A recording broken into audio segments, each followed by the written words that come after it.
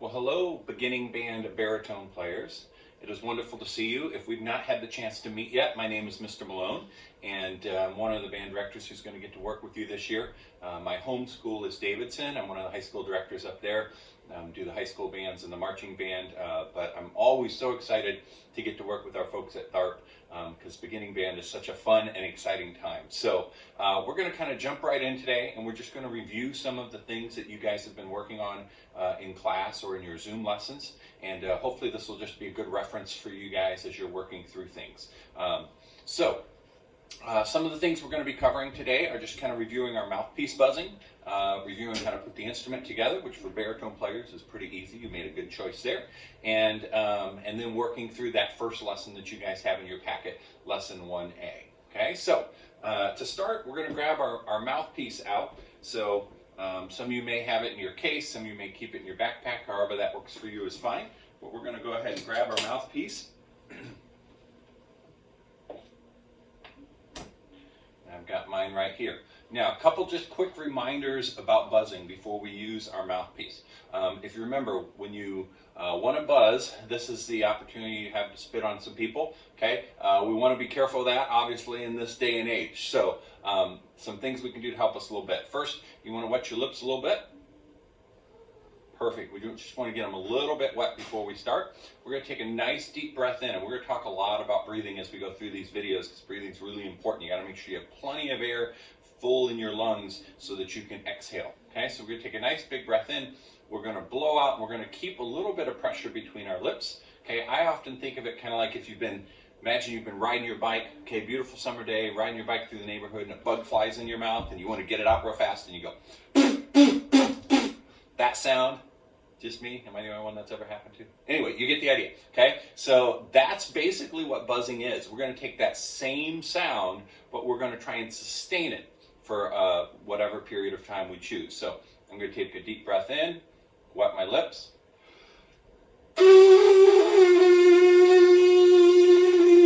and buzz out. Now you notice when I'm doing it, my cheeks are in, my corners are firm, I'm not... Okay, we don't want this big elephant kind of thing going on, okay? We're going to keep our cheeks in, kind of like you just got done eating some lemon heads or Sour Patch Kids. Firm corners, big breath in, we control the buzz.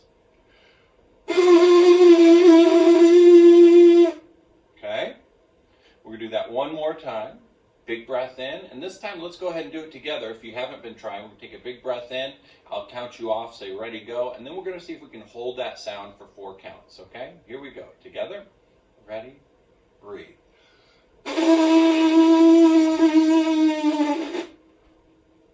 Perfect. Okay? So that's a great thing for you to start practicing with.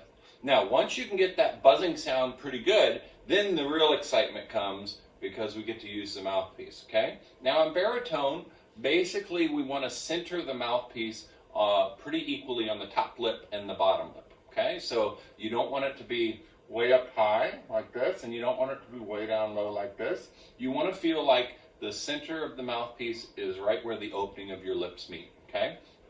And my suggestion for now is when you're doing mouthpiece buzzing, we want to hold it with just a thumb and a finger like this, okay? We don't want to do a death grip like this. We never want tension when we play, okay? So we're just going to do a finger and a thumb like this, and you notice my other fingers are just kind of curled in, okay? If you want to do it like they do it in England, you can put your pinky out, okay, but that's not required. They don't really do that in England, by the way, okay? But if you want to get fancy, I suppose you could do that. All right, one finger, one thumb. We're going to take a big breath in, do the exact same thing. We're going to center this on our lips, take a big breath in, and blow. Here we go, ready.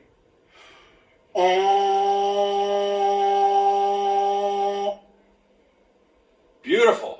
Right? I mean, if that's not the best sound you've ever heard, I don't know what is, okay? That was wonderful. Hopefully you have the windows and doors shut at your house because otherwise the ducks will hear you and they'll come flying. So, nice job. We're going to do that again. One big breath in. We're going to try and hold it for 4 counts. Here we go.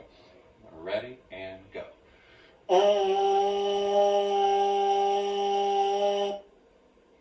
Very nice. Okay, you guys are doing great. Now, some of the other things you guys have probably talked about. You can get a high buzz sound and you can get a low buzz sound. And the way we control that, there's two main things that we want to work on. First is the speed of our air, and then second is kind of how firm or loose our embouchure is. Okay, I just used a big word. Hopefully you guys remember that one. Embouchure is just a big fancy word for what we do with our mouth when we play an instrument. Okay, so on brass instruments, typically the firmer our embouchure, the firmer our lips, the higher the sound we're going to get. The looser our lips, the lower the sound we're going to get. Okay, so just by adjusting my lips, I want you to listen. So here's firmer lips or a little bit tighter.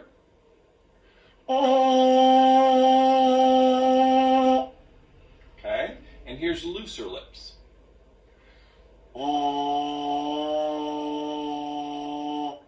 So you can hear just by adjusting how firm or tight my lips are, that's going to make a big difference. Take some practice to get used to that. Okay, we have some exercises we'll work on.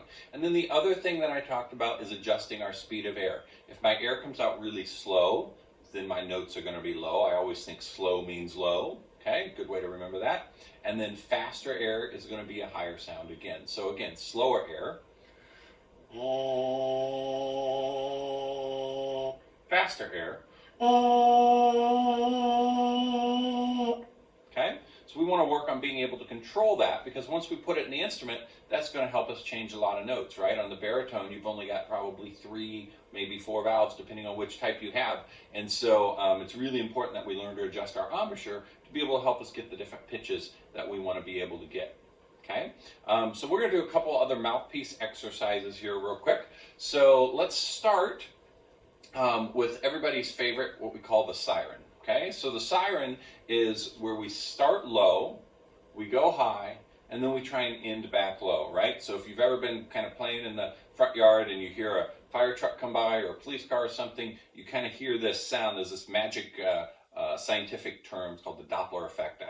I'm a musician, I don't understand all that. But what I know is it sounds like the pitch is lower as it's far away, and as it gets closer, it sounds like the pitch gets higher. And then as it drives away, it gets lower again. So we're going to try and mimic that on the mouthpiece, okay? And it's going to sound something like this. Again, I'm going to start with my looser lips, more relaxed embouchure and slow air. And then as the pitch gets higher, I'm firming up my lips and speeding up the air. Something like this.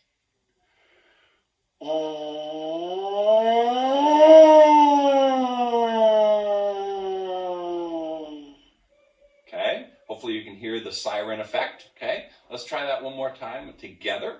I'll say 1, 2, ready, go, and we'll see if we can get that siren to go up and down, and see if you can kind of follow my hand as we do it to control how high or low we go. Here we go. Ready, and go.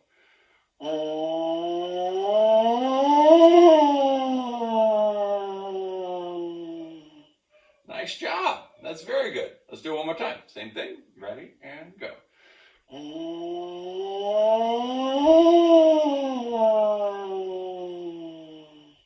Perfect. So that's the siren. Every time you get your instrument out to practice, before you even put your instrument together, you want to start with some mouthpiece buzzing and then do your siren. Okay. The other one I like to do is kind of the opposite. Any of you ever gone bungee jumping? Anybody? Okay. I have not, because I value my life. Okay. But I know some people who have done it and they really enjoy it. So if that's your thing, good for you. Okay. What I understand about bungee jumping is you get up on something really high, like a bridge. They tie a rubber band around your waist and they push you off. Okay, does not sound like my idea of a great Friday night, but again, if you want to do it, that's awesome. Okay, so let's think about what happens. In a bungee jump, you're going to start high, you're going to go down, you get to the bottom, and hopefully you get to the end of the rubber band and it bounces you back up. Okay, in my case, we would get to the end of the rubber band, it would break, and I would not come back up. That would be unfortunate. So we want to kind of mimic that with our sound. So it's kind of the opposite of siren.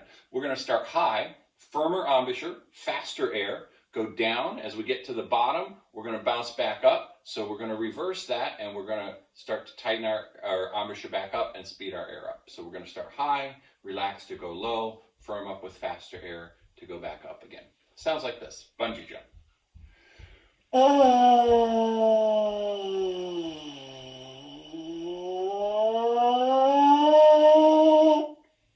Okay, hopefully you heard it. You go down, hit the bottom, you bounce back up. Again, kind of the opposite of the siren. Most people find this one a little bit harder to do, especially going back up at the end. And the reason for that is because you're starting to run out of air. So that's why it's really important we're always taking in plenty of air when we do that. Okay? Let's try it together. Bungee jump. Think about what kind of air you're going to use. Hopefully you just thought the word fast. Think about what kind of embouchure you're going to have. Hopefully you just thought the word firm. And here we go. 2, ready, and go.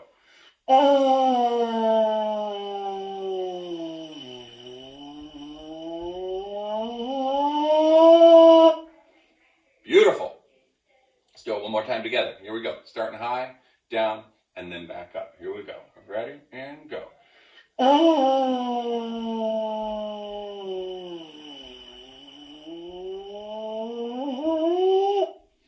All right.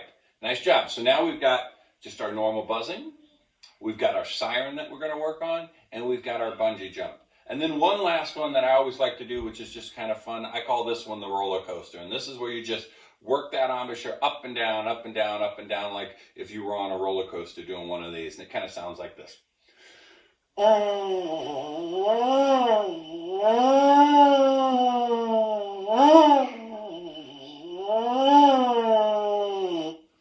Just kind of a fun way to practice that. And again, it's all about training our embouchure, training the muscles in our mouth to do these things that they're not used to doing, right? The muscles in your mouth are probably used to doing 2 things, eating and talking, right? So we're training our muscles, we're training our embouchure just like an athlete would if they were working out or working towards some sort of athletic goal. We've got muscles that we use as musicians that we need to train, and that's what all this mouthpiece stuff is about. Okay, so hopefully you guys are getting a good start on that. And again, I encourage you to do that every time that you guys get your instrument out. I'm just peeking here to make sure that I've covered everything I'm supposed to cover for that. All right, cool. So let's talk about putting our instrument together. Just a couple things, by the way, if you're keeping track, I know you're looking for a code word. Code word for today, it's one of my favorite words, pizza. Okay, so that's the code word for today. Shh. Don't tell your friends, you want them to obviously get on the video and watch it themselves, okay? So for opening our instrument, I have the case down in front of me. You can't really see it here because of the camera shot, but I've got my case in front of me. Whenever I open my case, I always make sure it's sitting on the ground, and I always make sure the latches are facing towards me. You never want to open it on your lap. Now for baritone, that would be hard to do, right? Because they're big cases, okay? Flutes, clarinets, trumpets, a lot of times they'll try and do that, and chaos ensues. So we always want to open the case when it's on the ground. Okay, so I've got it on the ground, I have the latches facing towards me, and you want to make it so you have to pull up to open those latches, and then you open the case, and if you listen real carefully, you'll hear the angels sing. Oh, look at that. We have that beautiful instrument in front of us. Okay, let me pull it out so you can see it. Okay, now on a baritone, like I say, the easy part for you guys is putting it together. We really only have one thing that we have to do. We're going to take this mouthpiece we had, and we're going to put it inside the baritone. So we go like that. Now we don't just want to set it there, because if we do, it could very easily fall right back out. So all we have to do, we don't have to jam it in there or anything. We're going to put it in, and we're going to give it just about a quarter turn, like that. I just apply a little pressure and give it a little bit of a spin, and that's going to keep it in there so it's not going to fall out at all. Okay, and that's all we need to do. We never want to pop on the mouthpiece or push it in or hit it with a hammer. And along those lines, if it ever gets stuck and won't come out, don't get Dad and ask him to get the pliers out and all that stuff, okay? Because that'll cause real big issues. We can take it to a music store, or one of the band directors can certainly pull it out very easily as well. So just shoot Mrs. Abroki an email or something if it gets stuck, and she can help direct you on the best way to get that out, okay? So now we've got the instrument together, all right? And all I want to do is take a few minutes, and I kind of want to review the buzzing, but we're going to do it into the instrument now, okay? And we're going to start with a low sound. So thinking back, what kind of air are we going to use? Hopefully you're thinking slow. Low means slow. And what kind of embouchure are we going to use? And we're thinking looser embouchure. And we're going to see if we can play a low sound on the baritone, okay? Now, before we do that, let's talk about holding it. So generally, I think with my right hand, I think like I'm eating a cheeseburger, okay? I kind of make a C like this, and then I put it along the back here, and I like to put my thumb right underneath this back bar, okay? There's a little bar across the back here for most of us, and then my fingers go 1, 2, 3 on the top. Now, if you'll notice, I have 4 valves on this baritone. I'm just going to ignore this 4th one. Most all of you probably have 3, so just ignore that for now. Eventually, as you get a little older into middle school and high school, we'll probably switch you over to baritones with 4 valves, and you'll learn some cool tricks on what we can do with that 4th valve. It makes life a little bit easier in some ways, but for starting off, most of us have 3, and that's a little bit better. okay? So then as far as actually bringing the instrument to and holding, here's the important thing, and this is always a little different depending on your personal size, okay? But the important thing is that the instrument comes to us, not us going to the instrument. So for example, I don't want to duck down like this to get ready to play.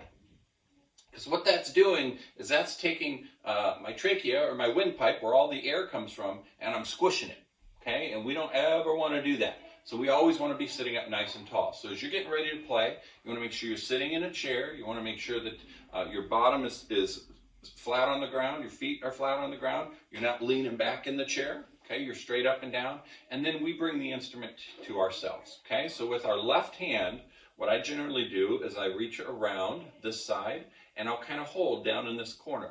And then I can bring it up to me, okay? For some of you that are sixth graders, you might find you don't need to do that, okay? We'll still just kind of put our hand here, but you may not need to bring it up because you might be obviously a little bit shorter than me, and so it might fit right to you, okay? Some of you might find that it sits on the chair and you're fine, okay? But the important thing is, and when we see you in person, we'll help kind of define exactly how it's best for you to hold it. But the important thing to remember is you never want to go to the instrument. You're the boss, you're the guy in charge, so you bring the instrument to you. Okay, so we're going to do this.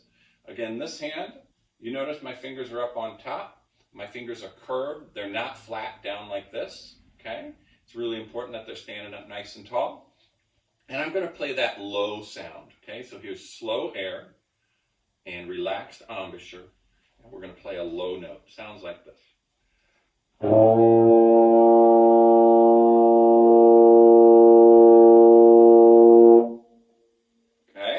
So that note that I just played is what we call a low B flat. So if you're looking at your packet 1A, that's the lowest note on there. No fingers are pressed down. It's what we call open on a brass instrument, open, no fingers. And I'm playing a low note, okay? Let's try that B flat together. Here we go. We're ready and go.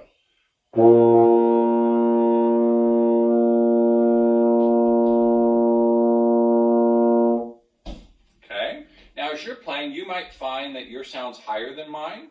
If that's the case, then think, okay, what do I have to do to my embouchure, my lips, and my air to be able to get down to that lower sound, okay?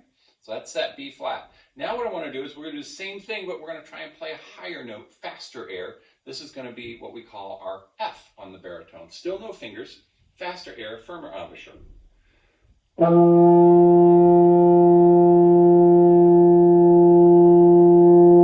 That's our F. Let's try it again. We're ready and go.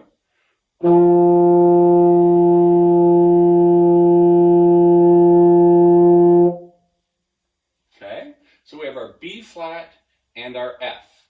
And one of the reasons we do lip slurs is so that we can learn to control that embouchure so we can get to notes B flat and F. Because again, our fingers didn't do anything. That was all just low and high. Okay, so that's probably one of the most important things that you can start working on this week. Okay, so as you're looking at your lesson 1A, hopefully you have that pulled out in front of you. I want to point out a couple things. Okay, first it has reminder about the embouchure, wetting your lips. Kind of pretend like you're saying the word M, okay, and then doing your mouthpiece buzzing. Talks about the different buzzing exercises you can do. Hold it for 8 counts. Tongue 4 notes while buzzing, buzz high, buzz low, do the siren, and then don't forget I also gave us the bungee jump and the roller coaster. So those are all ones that you can work on as well, okay? And down at the bottom, take a look at the one that says your challenge. Hold the B flat for 4 counts. Remember the B flat was the lowest one we played with no fingers? And then try the high F for 4 counts. That was that higher one with no fingers. And then kind of practice going back and forth between those. Okay,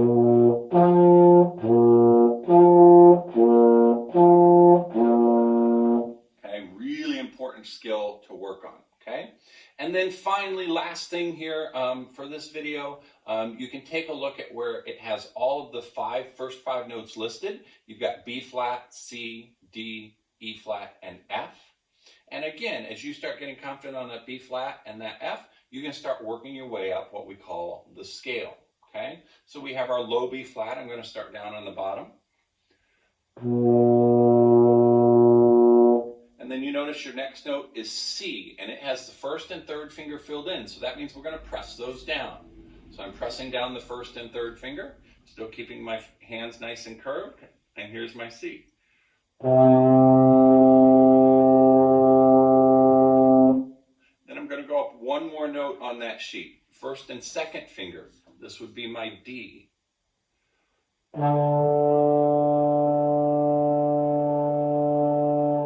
Up one more note on that sheet, and that would be my E flat. First finger only.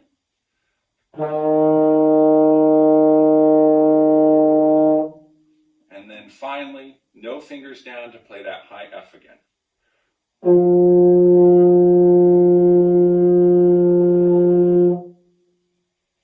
Okay, so that should hopefully give you plenty to be working on. Hopefully this was all just a really helpful review for you. Next video, we'll kind of review some of this and add some new things as well, okay? Don't get frustrated. It's always hard here at the beginning. I have no doubt you're going to do an outstanding job. Remember, the big goal right now is to just start to train these muscles on what they're supposed to do. Make sure we're always sitting with good posture, and you guys are going to be great. All right. Thank you very much. We'll see you next time.